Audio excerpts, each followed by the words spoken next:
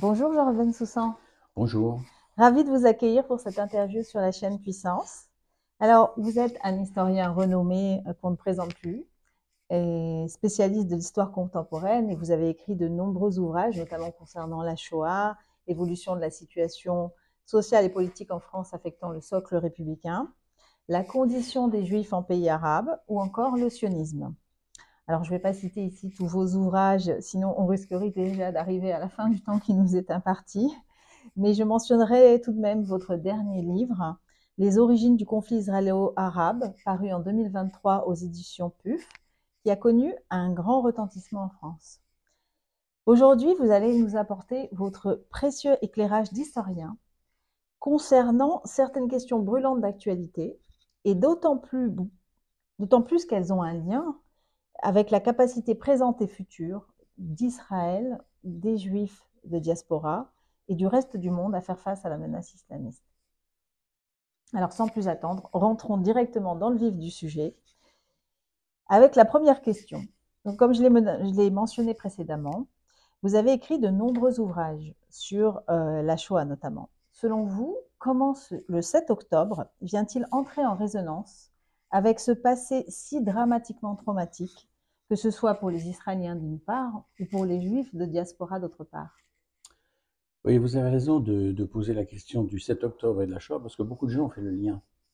Ils ont eu le sentiment que, d'une certaine façon, la tragédie absolue du XXe siècle, et pas seulement du XXe siècle juif, mais du XXe siècle tout court, c'est le crime contre l'humanité dans son essence la plus pure, le crime de naissance, comme disait André Frossard au moment du procès Barbie en 1987, que ça s'est rejoué d'une certaine façon le 7 octobre. Alors, effectivement, ce qui s'est passé dans la conscience des Israéliens et aussi dans la conscience des Juifs de la diaspora, c'est que le 7 octobre a été comme l'irruption du tragique le plus absolu dans un présent qu'on pensait globalement sécurisé par la présence précisément de l'État d'Israël. Or, le 7 octobre a eu lieu sur le territoire souverain de l'État d'Israël.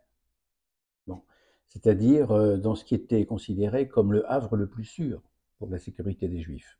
Donc pour les Juifs déjà de la diaspora, c'est comme si leur ligne de défense mentale, celle qu'ils avaient toujours conçue comme la protection majeure en cas de répétition du cataclysme, s'était effondrée, ou en tous les cas avait montré une vulnérabilité totale.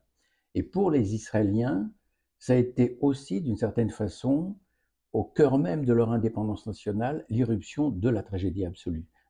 Tout s'est passé un peu comme si le 7 octobre avait été vécu dans l'immédiat, sous le coup de l'émotion, comme l'acte 2 de la Shoah d'une certaine façon. Et c'est ça qui a énormément frappé les esprits. Alors en même temps, il faut prendre une distance parce que l'émotion nous a submergés et elle a forcément faussé le jugement.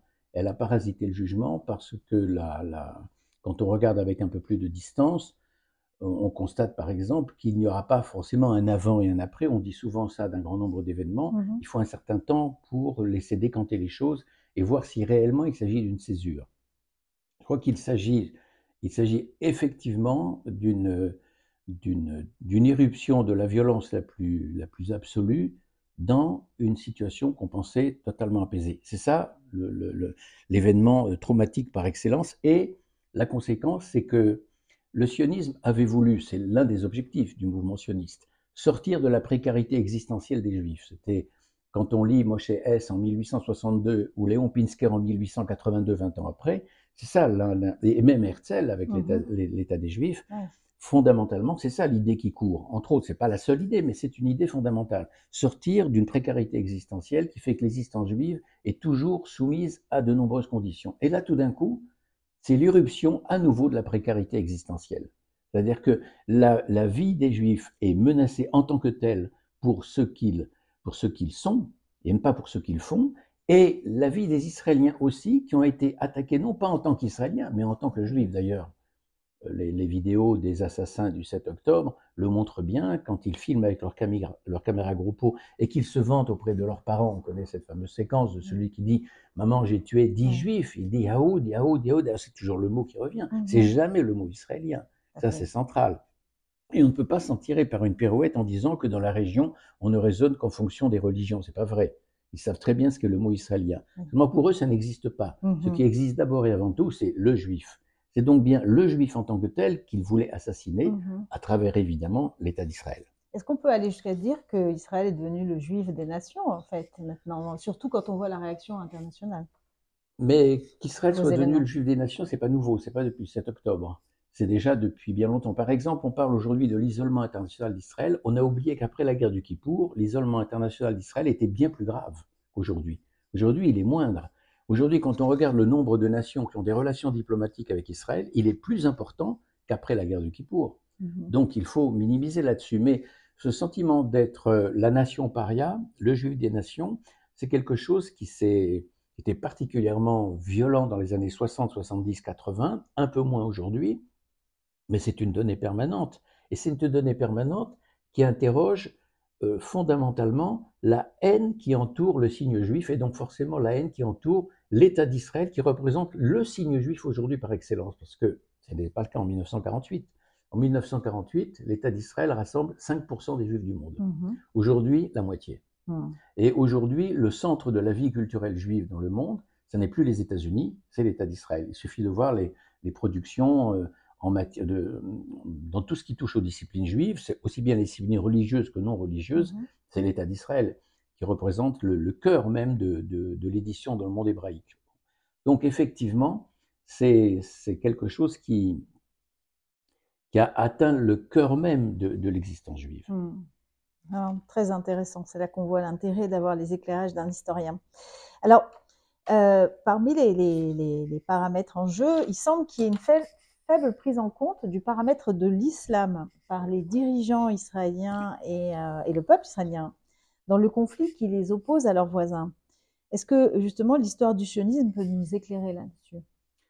Alors, il y a deux choses dans votre question qui se complètent d'ailleurs. C'est que, d'une part, il y a une faible prise en compte de la part d'une certaine classe cultivée en Israël, y compris de la classe politique, mais pas de toute, hein, on ne peut pas globaliser, du facteur islam précisément. Et d'autre part, est-ce que l'histoire du sionisme depuis ses origines, c'est-à-dire depuis le milieu du 19e siècle, peut nous éclairer là-dessus?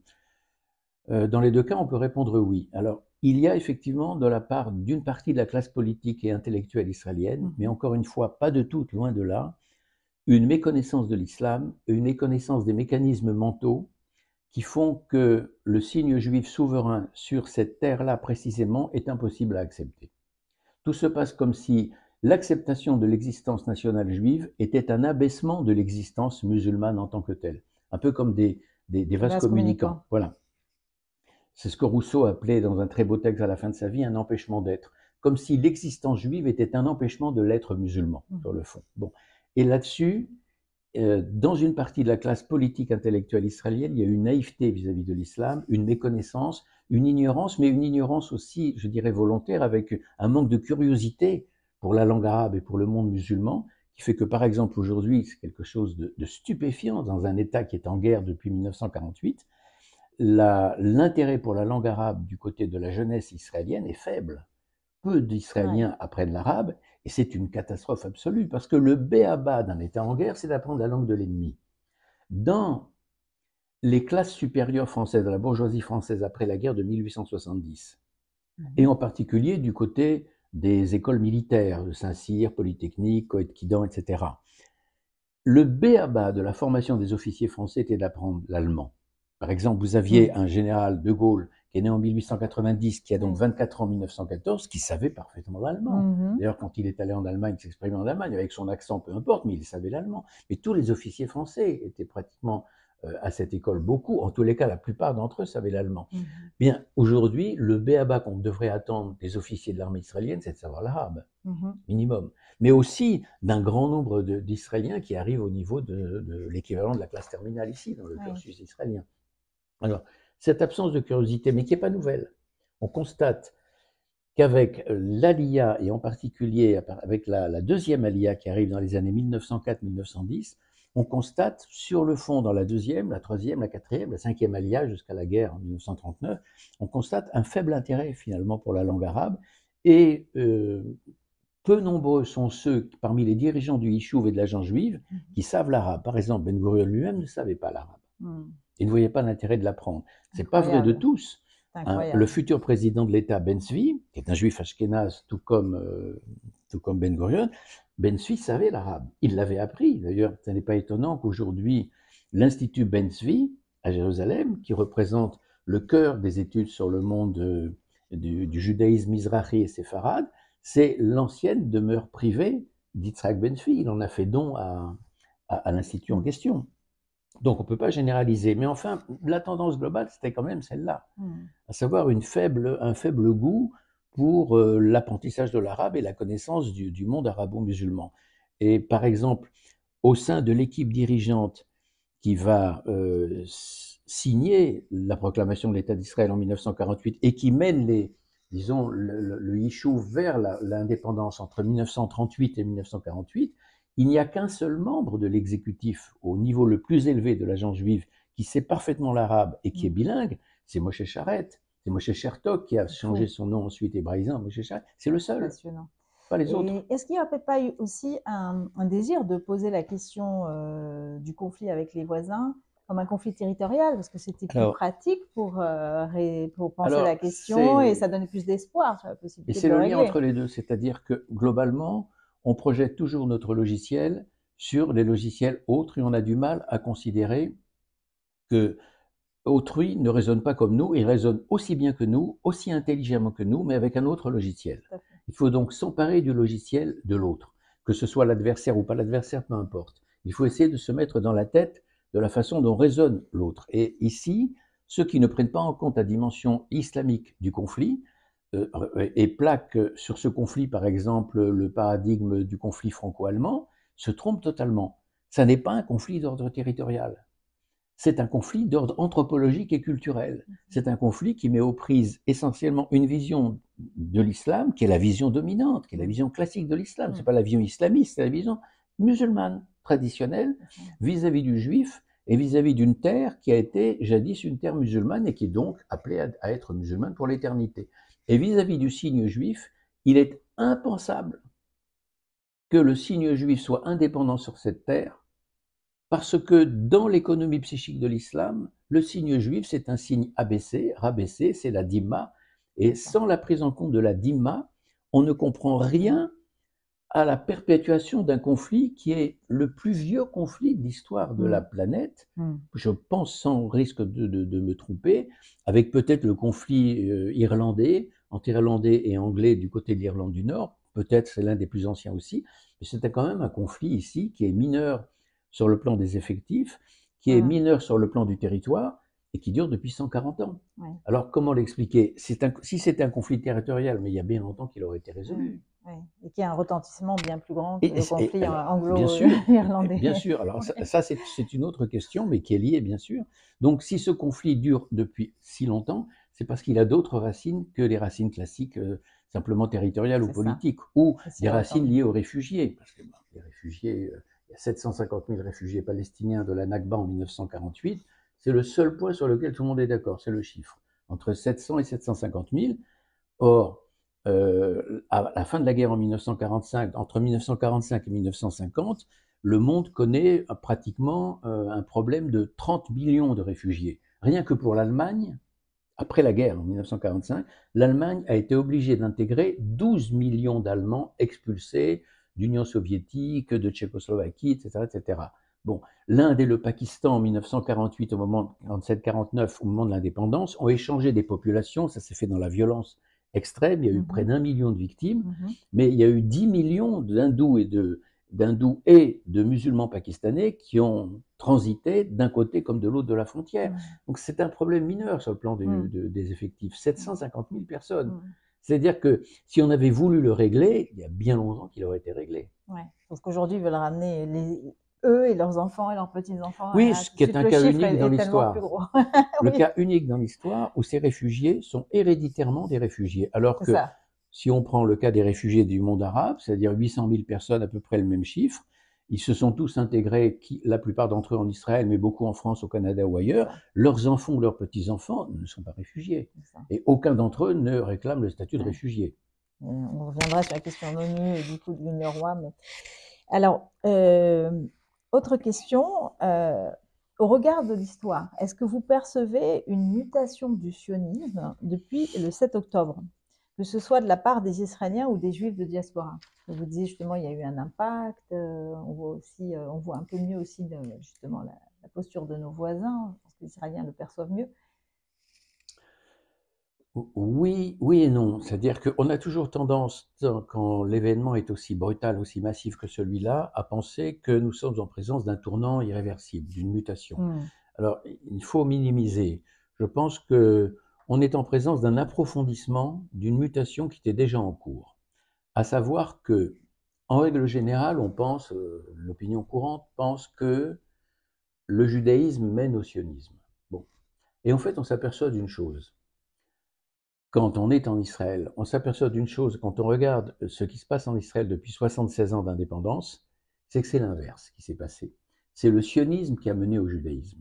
C'est-à-dire que des gens qui sont venus ici et qui ont fondé l'État, et en particulier à partir de la deuxième Aliyah jusqu'à la cinquième, la plupart d'entre eux étaient des juifs sécularisés, peu pratiquants. Certains d'entre eux avaient même rompu toute pratique avec le judaïsme, ne pratiquaient plus le Shabbat, ni les mitzvot, etc. etc. Bon. Et la question s'est posée pour eux de la transmission. Qu'allaient-ils transmettre à leurs enfants? Et très rapidement, ça s'est posé dans les années 30, par exemple dans les kibbutzim de gauche, du mouvement Ardut Avoda, du kibbutz Artsi, c'est-à-dire le futur Mapam, de savoir quel Haggadah raconter aux enfants à Pessah. Finalement, ils ne savaient pas comment raconter. Et rien ne passait. Ils se sont aperçus que leurs enfants étaient une génération profondément déjudaïsée. Et cette génération déjudaïsée, à un moment donné, se pose la question de savoir, mais pourquoi elle est là? Qu'est-ce qu'elle fait sur cette terre? Qu'est-ce qu'elle fait dans ce pays, précisément? Et c'est là où un certain nombre d'Israéliens, qui sont les enfants de cette évolution-là, se sont posé la question du pourquoi de leur existence ici et ont retrouvé le chemin d'un certain judaïsme, peu importe la couleur qu'ils donnent à leur judaïsme, à leur pratique, kippa, pas kippa, Shabbat, pas Shabbat, peu importe. Chacun fait sa petite cuisine personnelle, chacun bricole son identité. Mais le chemin massif qui a été celui d'un grand nombre d'Israéliens, c'est de retrouver le chemin du judaïsme parce que c'était la seule réponse à la question existentielle fondamentale. Que fait-on ici, dans un pays cerné d'ennemis qui ne vous veulent pas beaucoup de bien, dans une économie qui est très difficile pour les plus pauvres, qui est impitoyable, dans un climat qui est épouvantable, etc. Bref, il y aurait, quand on se veut à l'image d'un Occident hédoniste, il y aurait 1000 autres destinations que ce petit coin perdu du Proche-Orient. Ouais. Bon. Donc, si on ne sait pas pourquoi l'on est là, à un moment donné, on est tenté par le départ. Et c'est effectivement ce qui se passe. Parce qu'on ne peut pas masquer le fait qu'aujourd'hui, le nombre de départs d'Israël a atteint un seuil critique. 82 000 départs en 2024 et 55 000 en 2023. On n'est pas sûr qu'ils ne vont pas revenir, ou une partie d'entre eux en tout cas. Bien sûr. C'est vrai que la guerre était très difficile. La guerre a évidemment accéléré le nombre de départs, mais on constate simplement que le nombre de retours, par exemple, est moindre que les années précédentes. Oui, pour l'instant. Par contre, on voit... Bien sûr. Ça n'est qu'une photo, effectivement, vous avez raison, ce n'est pas un film. C'est qu'une photo prise à un moment critique, donc ça n'est pas forcément révélateur d'une évolution de longue période. Oui. Avant de passer aux Juifs de diaspora sur cette question, mais juste, est-ce que justement cette peur existentielle qu'ont eu les Israéliens, qui tout à coup a montré qu'il y avait un danger existentiel pour l'État d'Israël, et est-ce que le fait qu'ils ont vu que quoi qu'ils fassent, même les gens de Meretz qui auraient donné leur chemise pour leurs voisins, finalement ont été non seulement désignés en tant que juifs, mais martyrisés en tant que tels, est-ce que ça ne peut pas aussi contribuer à une évolution profonde? Profondément, oui, bien sûr. Un grand nombre de gens de gauche, entre ces kibbutzim du pourtour de Gaza étaient souvent des kibbutzim de gauche, qui ont beaucoup aidé les Palestiniens, qui les ont amenés souvent dans leurs enfants dans les hôpitaux israéliens pour se faire soigner. Vous avez dit le mot très juste, ils ont été martyrisés, ils ont été assassinés comme les autres. Et ce sont souvent des gens qui travaillaient là, qui ont donné les indications au Hamas des maisons où habitait un tel. C'est vrai, donc forcément, il y a une mutation. Mais ce qui est frappant, justement, vous parliez du regard de l'historien tout à l'heure, ce qui est frappant, c'est qu'après les massacres de 1929, qui ont été, en matière de cruauté, quelque chose qui ressemble au 7 octobre. Bon. C'est-à-dire que ça a énormément choqué l'opinion, et pas seulement l'opinion ici, du Yishuv juif, mais l'opinion internationale. Je rappelle qu'Albert Londres, le grand journaliste du Petit Parisien, Albert Londres, était venu en Palestine avant les massacres du mois d'août 1929 et il est revenu ensuite. Et il a rapporté un certain nombre de témoignages. Il n'est pas le seul. D'ailleurs, le sénateur Justin Godard, qui avait créé en 1926 l'association France-Palestine, est venu en Palestine après les massacres de 29. Et ils racontent tous l'épouvantable cruauté des massacres. Mmh. Eh bien, il s'est passé la même chose, à savoir que un certain nombre d'intellectuels marqués par la volonté de dialoguer avec la partie arabe ont été épouvantés par ce qui s'était passé et ont d'une certaine façon infléchi leur discours. C'est le cas, par exemple, de l'écrivain Shai Agnon, qui sera futur prix Nobel en 1966 de littérature, très ouvert au dialogue avec les Arabes, membre de l'association Brit Shalom depuis 1925, sa fondation, et qui dit après 1929, puisqu'il habite Jérusalem, il était témoin des violences, lui-même sa maison a été pillée, et il dit « Je n'ai rien contre eux, simplement je ne veux plus les voir ». Mmh. Bon. Et d'autres ont réagi Mmh. exactement de la même façon. Donc, je crois que vous avez cité le Meretz, mais qui représente une infime partie de la société israélienne. C'est très marginal. Mais ces gens même qui étaient très ouverts au dialogue, forcément avec la partie arabe, ne peuvent pas ne pas se poser la question de savoir quelle forme donner au dialogue. Parce que le dialogue est inévitable. Ouais. Ses voisins sont des voisins pour toujours. Donc, Ouais. à un moment donné, il faudra bien dialoguer. Ouais. Il faudra trouver une voie. Il faudra trouver une voie, un chemin, bon, forcément. Mais quel chemin? Quelle forme donner à ce dialogue qui ne se pêche pas par naïveté? Mmh. Et alors, concernant un petit mot sur les Juifs de diaspora par rapport à Israël, on en voit certains qui veulent en ce moment faire l'Aliyah, alors qu'avant, il y avait des considérations peut-être plus matérielles ou de confort. Est-ce que ça aussi, ça a une influence sur la perception de ce qu'est Israël, du sionisme? C'est-à-dire que d'abord, un, un grand nombre de juifs de diaspora, même les plus éloignés, non seulement de la pratique juive, mais les plus éloignés du sionisme et de l'État d'Israël, se sont sentis agressés par le 7 octobre, et encore plus par la montée de la violence antisémite un peu partout dans le monde. Donc, l'attaque du 7 octobre les a atteints eux aussi personnellement. Que certains aient pensé à l'allié à ce moment-là, il est possible que ça ait accéléré les démarches ou les réflexions d'un certain nombre de gens qui ont déposé des demandes de dossiers auprès de l'agence juive. Je ne suis pas certain que ça ait motivé, en même temps je n'en suis pas sûr, hein, motivé carrément la demande d'Alia. Parce qu'une chose est sûre, c'est qu'une Alia qui ne se ferait que pour de mauvaises raisons, à savoir fuir une situation délétère, une situation anxiogène, c'est une Alia qui risque de ne pas réussir, de ne pas s'ancrer dans le paysage israélien. Peut-être qu'une autre motivation, c'est la fameuse phrase de Camus, je préfère mourir debout que vivre à genoux. Et que je peux résumer aussi par la phrase de la Tikva, Liot am profi be'artzenu, ou être un peu plus libre Oui, sur notre terre. oui, C'est-à-dire finalement garder la tête haute.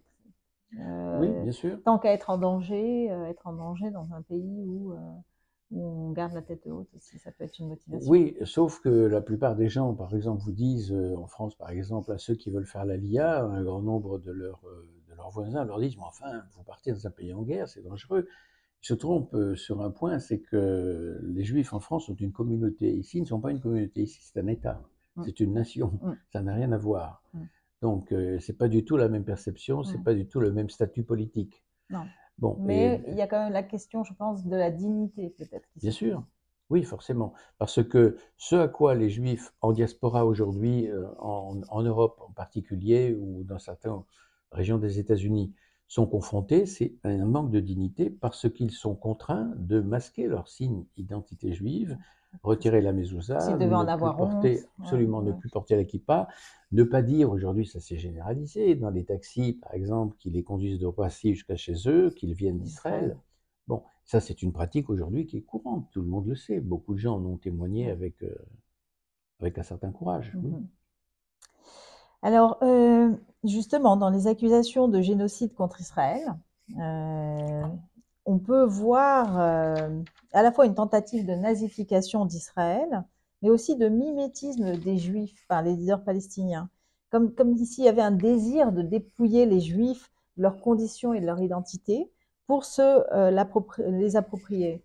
Est-ce que il me semble que ces deux phénomènes, nazification d'Israël d'une part et ce que je qualifierais d'usurpation d'identité d'autre part, ces deux phénomènes ne sont pas nouveaux.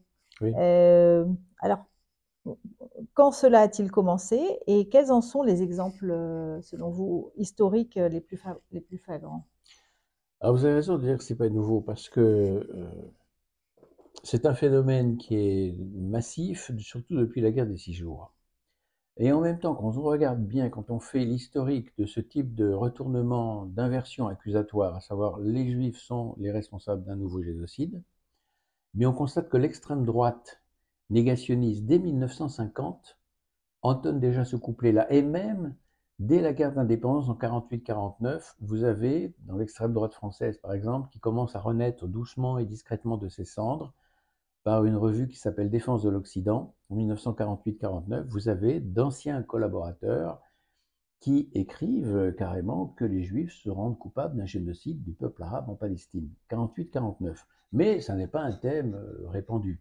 C'est vrai, il faut attendre la guerre des 6 jours pour assister à ce retournement général, ce retournement massif, disons, de la perception. Il y a 3 choses intéressantes sur ce retournement. C'est premièrement que c'est un retournement auquel on pouvait s'attendre parce que le monde occidental, qui sent sur ses épaules le poids de la culpabilité de la Shoah, trouve là l'occasion de s'en délester, ou en tous les cas d'atténuer le poids de la culpabilité en faisant des Juifs le peuple et des Israéliens le peuple responsable d'un génocide. D'une certaine façon, c'est comme s'il s'agissait de dire vous n'avez rien à nous reprocher puisque vous faites exactement ce que les nazis, etc. Vous connaissez la ritournelle. Bon, ça c'est le premier point.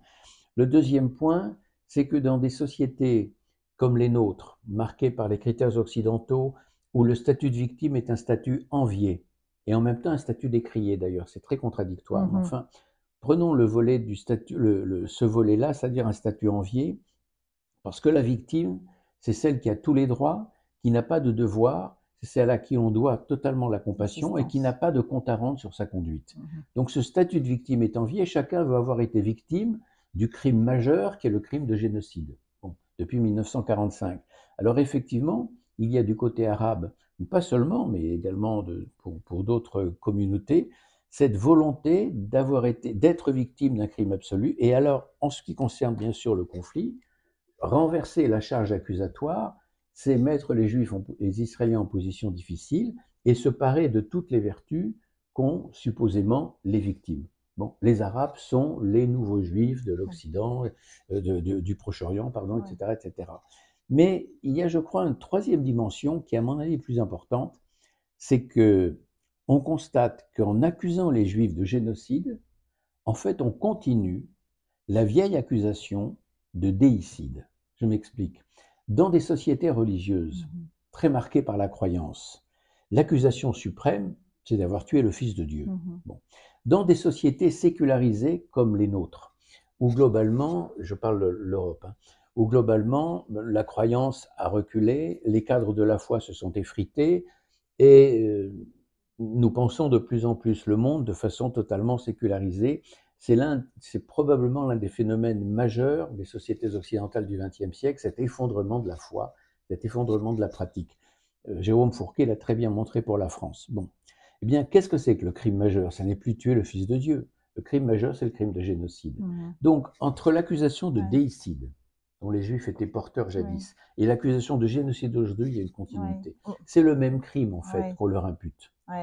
On démonise Israël comme on représentait Judas avec des cornes sur les murs des églises. Oui, ils sont démonisés, ils sont le signe maléfique par excellence, ils sont le signe du diable par excellence, jadis parce qu'ils ont tué le Fils de Dieu, maintenant parce qu'ils sont coupables de génocide. Mais en fait, c'est la même accusation qui court tout au long de l'histoire. Et on voit aussi justement ils sont le signe en trop par excellence, celui par lequel l'humanité va mal, et celui sans lequel l'humanité irait beaucoup mieux. Le shitty little country. C'est lui qui est la source de tous les problèmes. Alors justement, c'est très intéressant, on en vient à la question des institutions internationales. On a vu comme l'ONU ou la CPI semblent influencées idéologiquement par ce que je qualifierais d'un pro-palestinisme terroriste. Et en tant qu'historien, est-ce que vous pourriez dire si cela, en fait, était prévisible, et est-ce qu'Israël aurait pu prévenir ce mal plutôt que le guérir réactivement comme elle le fait actuellement, comme elle tente de le faire actuellement? C'est une évolution qui était globalement prévisible parce que l'ONU de 1945-46 et l'ONU d'aujourd'hui n'ont rien à voir. C'est-à-dire l'ONU de 1945-46, c'est 51 pays. Aujourd'hui, c'est 200. Et globalement, dans cette masse de 200 pays, ce qu'on appelait jadis le tiers-monde, maintenant le Sud, on parle du Sud global, est beaucoup plus important. Et ce Sud global adoptent une attitude globalement anti-occidentale. Bon. Il se trouve que, historiquement, le sionisme est lié à l'Occident, pas seulement parce que les cadres du mouvement sioniste viennent d'Europe, parce que le judaïsme, à la fin du 19e siècle, est un judaïsme massivement européen. On oublie toujours cette donnée démographique fondamentale. Et même jusqu'en 1939, avant la Shoah, le judaïsme reste aux 2/3 un phénomène européen. Bon. Le judaïsme arabo-musulman est très marginal sur le fond. Et le judaïsme américain n'a pas encore l'importance aujourd'hui. Eh bien, dans ce panorama de l'histoire du sionisme, on constate que le sionisme est lié à l'Occident, pas seulement parce que ses cadres viennent d'Europe, en majeure partie d'Europe, mais pas uniquement, mais aussi à cause de la déclaration Balfour. La déclaration Balfour en 1917, ça a été un jumelage, je dirais, un jumelage malheureux du sionisme avec l'Occident. Et alors que la grande majorité du monde juif a applaudi la déclaration Balfour, il y a eu quelques esprits dans le monde juif, dont Doubnov en Russie, dont Gershom Scholem un peu plus tard quand il fera son alia en 1922 à Jérusalem, qui ont vite compris le piège de la déclaration Balfour. Lier son sort à l'Occident, c'est forcément être solidaire demain du courant anti-occidental que va porter la décolonisation. Et c'est d'autant plus tragique que le sionisme est authentiquement un mouvement de décolonisation. Pourquoi de décolonisation? Parce que c'est un mouvement de libération du sujet d'une condition juive qui est aliénée en Occident, malgré l'émancipation, mais c'est aussi surtout un mouvement de décolonisation du sujet juif en terre d'islam par rapport à la Dhimma. Donc le sionisme, contrairement à la Vulgate d'aujourd'hui qui ont fait un mouvement colonialiste, c'est exactement l'inverse. C'est un mouvement de libération de l'oppression musulmane que les musulmans font peser par la Dhimma sur les chrétiens et sur les juifs. Et que ce mouvement de décolonisation soit lié historiquement à l'impérialisme occidental par le biais de la déclaration Balfour, c'est évidemment une conjonction malheureuse, un hasard malheureux, qui était inévitable à ce moment-là, bien sûr.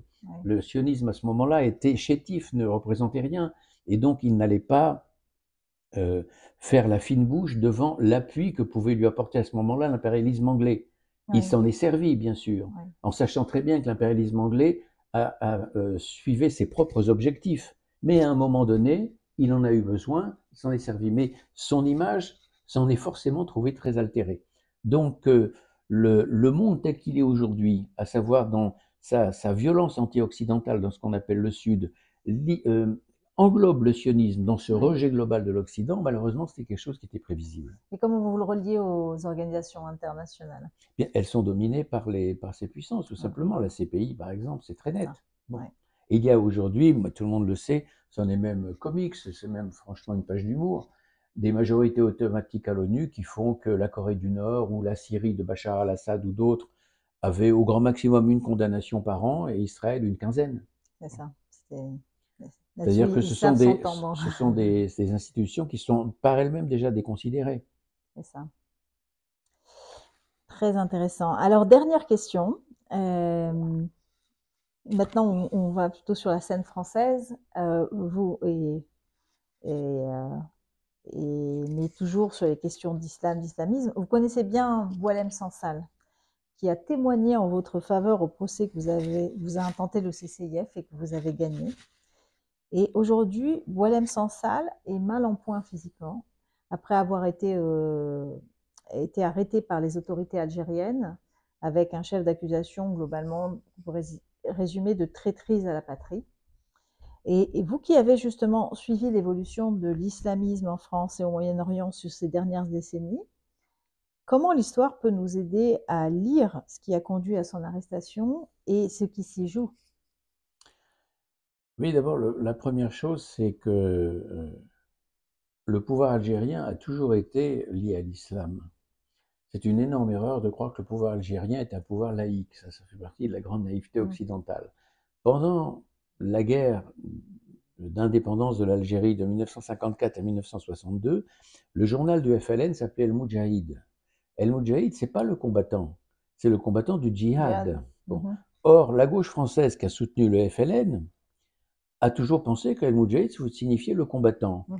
elle a été totalement dupée par les autorités algériennes. Et le fait est que, sitôt l'indépendance acquise en 1962, l'islam est décrété religion d'État en Algérie, et un an plus tard, en 1963, le Code de la nationalité algérienne exclut tous les Algériens n'ayant pas 3 grands-parents musulmans au moins de la citoyenneté algérienne. Donc les chrétiens qui sont restés par solidarité avec l'Algérie nouvelle et les juifs qui sont restés parce qu'ils sont depuis toujours en Algérie et bien avant les musulmans, bien avant l'islam, sont de fait exclus de la nationalité algérienne. Parce qu'ils n'ont pas les 3 grands-parents musulmans en question. Bon. Donc d'emblée, le pouvoir algérien est lié à l'islam. Bon. Ça c'est le premier point. Le deuxième point, cette évolution du pouvoir algérien vers une islamisation qui n'est pas l'islamisation du fils, parce qu'évidemment, ce qu'il reproche d'abord et avant tout au fils, c'est tout simplement une lutte de mafieux. Parce que le pouvoir algérien est un pouvoir de mafieux, un pouvoir de voyous. C'est un gang qui s'est emparé d'un État. Bon, il s'est emparé d'un État et des richesses d'un État, finalement, et qui a ruiné totalement l'Algérie. L'Algérie de 1962 avait tous les atouts pour devenir une grande puissance, c'est devenu un État mendiant. Alors que des hydrocarbures assurer à l'Algérie aujourd'hui des revenus fabuleux. Bon, eh bien, ce pouvoir qui s'est vu à un moment donné menacé par le fils a écrasé le fils de la façon que l'on sait, mais ce pouvoir s'est radicalisé en matière d'islam parce que face à la modernité occidentale qui la menace, la seule réaction de toutes ces sociétés, l'algérienne comme d'autres sociétés musulmanes, c'est une lecture de plus en plus radicale, de plus en plus islamiste de l'islam, un conservatisme de plus en plus net, parce que ce sont des sociétés patriarcales qui ont tout à perdre à une évolution liée à la modernité occidentale, où tout le pouvoir patriarcal s'effondrerait, et donc la réaction contre l'Occident, c'est précisément l'islamisme. Alors, limite, on pourrait dire que plus l'islamisme est puissant, et plus ça montre que la modernité occidentale l'est aussi, parce qu'elle les menace. Donc, ce qui a frappé ici Boualem Sansal, c'est qu'hélas, il est presque la victime expiatoire de cette évolution mafieuse du pouvoir algérien. Il représente tout ce que la junte au pouvoir, le gang de bandits au pouvoir représente pour l'Algérie, c'est-à-dire non seulement l'homme ouvert aux Lumières, l'homme ouvert à l'Occident, la tolérance même, la distance vis-à-vis de l'islam le plus intégriste et rigoriste, mais surtout l'homme qui est totalement détaché de tout antisémitisme et qui s'est même permis de venir en Israël. Alors, vous l'avez dit, ou je le rappelle, je ne sais pas si vous l'avez dit, je ne suis pas sûr, mais Boualem Sansal, sans que je lui ai rien demandé lors de mon procès, a témoigné en ma faveur, a envoyé une lettre à la présidente du tribunal, il était en Algérie à ce moment-là, et la présidente du tribunal a lu cette lettre devant la salle. Très émouvante et très éclairée, justement, Absolument. parce que c'est aussi un facteur que l'islamisme n'aime pas beaucoup. C'est C'est-à-dire d'être éclairé, d'être argumenté, de raisonner intelligemment. Oui.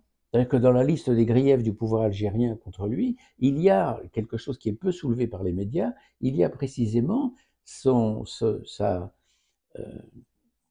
bienveillance, son amitié même avec le monde juif tout entier, et pas seulement avec le monde d'Israël, avec le monde juif tout entier. Et ça lui est forcément reproché, parce que c'est un pouvoir qui a fait de l'antisémitisme aujourd'hui une vraie raison d'être, alors qu'il n'y a plus de juifs en Algérie.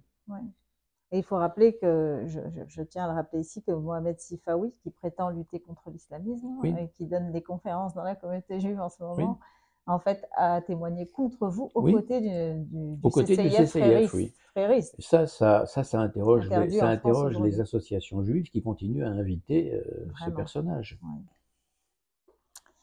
Ben, écoutez, Georges Bensoussan, merci beaucoup. C'était franchement passionnant. Et j'espère vous recevoir encore bientôt. Et est-ce que vous voulez nous dire un mot de votre prochain livre, ou c'est un secret? Oui, non, c'est pas un secret du tout. Non. Je travaille sur une nouvelle histoire intellectuelle et politique du sionisme qui devrait paraître chez Gallimard début janvier 2026, dans un an, juste. Et pourquoi de nouvelle histoire? Parce que il y a 22 ans, chez Fayard, j'ai publié une histoire intellectuelle et politique du sionisme. Seulement en 20 ans, l'historiographie a beaucoup changé. J'ai vu un certain nombre d'autres domaines, d'autres thèmes. J'ai également prolongé le livre jusqu'en 1950. Le livre s'arrêtait en 1940, donc j'ai inclus la guerre d'indépendance, le choc de la Shoah sur la société du Yishuv, etc. Et donc le livre, c'est un nouveau livre. C'est pas du tout une redite d'un livre ancien. C'est vraiment une nouvelle histoire. on l'attend avec impatience. Merci beaucoup. Merci à vous.